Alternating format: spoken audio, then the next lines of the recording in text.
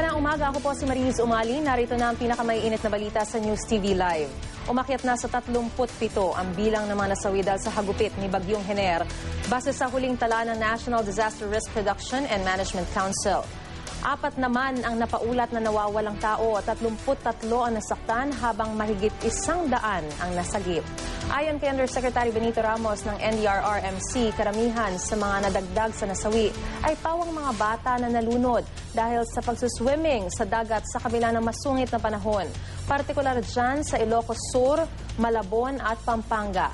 Anya, delikado raw ang paglangoy sa dagat dahil sa malakas na alon at maaari rin daw humampas sa kanila ang mga basura na naglulutangan. Responsibilidad daw ng mga magulang na pigilan ang kanilang mga anak na mag-swimming at bantayan lalo't may bagyo. Kabilang naman sa mga pinakapektadong lugar ang mga coastal area sa Bulacan, Bataan, Pampanga, Maynila at Cavite.